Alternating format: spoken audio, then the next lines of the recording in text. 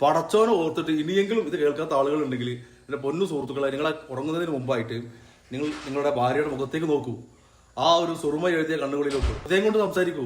ഒരു പെൺകുട്ടിയെ മനസ്സിലോട്ട് കയറാനുള്ള ഏറ്റവും വലിയ വഴി വില കൂടിയ സമ്മാനങ്ങളല്ല. സ്വന്തം ഭാര്യ പറയുമ്പോൾ ഉച്ചഭാവം രക്തത്തിൽ അലിഞ്ഞു പോയതാണ്. മറ്റേതെങ്കിലും ഒരു പെൺകുട്ടി എന്തെങ്കിലും പരാതിയുമായിട്ട് ഒരു ഫോണിലൂടെ വന്നാൽ നീ പറഞ്ഞോട്ടി മോളെ, ഇത് പ്രശ്നമല്ല, നമ്മൾ എത്രയും കേട്ടിരിക്കും. അവിടെയാണ് ഈ ഒരു ഇരട്ടത്താപ്പുള്ളത്. സ്വന്തം വീട്ടിലെ ഭാര്യയുടെ മനസ്സ് വായിക്കാത്തവർക്ക് ഒരിക്കലും മറ്റുള്ള ആളുടെ ഭാര്യയുടെ മറ്റു സ്ത്രീകളുടെ മനസ്സ് വായിക്കാൻ പറ്റൂല. അത് വെറും കപടത മാത്രമാണ്.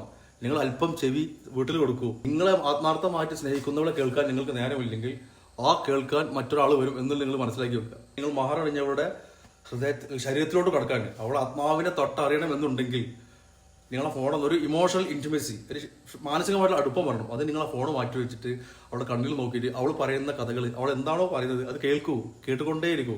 നല്ലൊരു കേൾവിക്കാരനാണെങ്കിൽ മാത്രമേ അവളെ നിങ്ങൾക്ക് മാനസികമായിട്ട് ശാരീരികമായിട്ടും പൂർണ്ണതയിൽ എത്തിക്കാൻ പറ്റുള്ളൂ.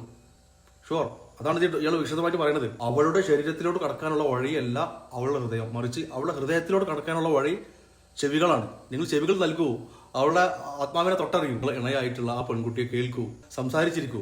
നിങ്ങളെ മൊബൈൽ ഫോൺ മാറ്റി വെക്കൂ. അവൾക്കില്ലാത്ത കുറ്റങ്ങൾ ഉണ്ടാവില്ല, അവൾക്കൊണ്ട് വയ്യ. കാരണം നിങ്ങൾ മറ്റുള്ള സ്ത്രീകൾക്ക് നിങ്ങളെ ചെവിയും ഹൃദയം നൽകുമ്പോൾ വീട്ടിലിരിക്കുന്നവൾ വേലക്കാരിയായിട്ട് മാറുകയാണ്. മറ്റുള്ള സ്ത്രീകൾ കേൾക്കുന്നതിന് പകരമായിട്ട് സ്വന്തം വീട്ടിലുള്ള മഹർ ചാർത്തിയ പെൺകുട്ടിയെ കേൾക്കൂ. അവൾക്ക് എല്ലാത്തിനുമുള്ള കഴിവുണ്ട്.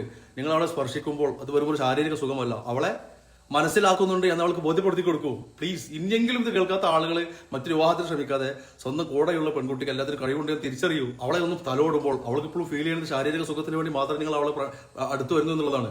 അതൊരു സ്പർശനമല്ല, ഞാൻ എന്റെ ഹൃദയത്തിൽ തഴുകുന്നുണ്ട് എന്ന് ആത്മാർത്ഥമായിട്ട് അവളെ ബോധ്യപ്പെടുത്തൂ. കാരണം listening is an act of love. ഇതുപോലെ ആരെങ്കിലും ഉണ്ടോ കേൾക്കാത്ത ചെവികൾ നിങ്ങളുടെ വീട്ടിലുണ്ടോ? ഒന്ന് മനസ്സിലാക്കി. പെണ്ണിന്റെ നമ്മൾ പറയല്ലോ, പെണ്ണിന്റെ സന്തോഷം അല്ലെങ്കിൽ ഹൃദയം എന്ന് പറയുന്നത് ചെവിയാണ്, അല്ലാതെ ശരീരമല്ല.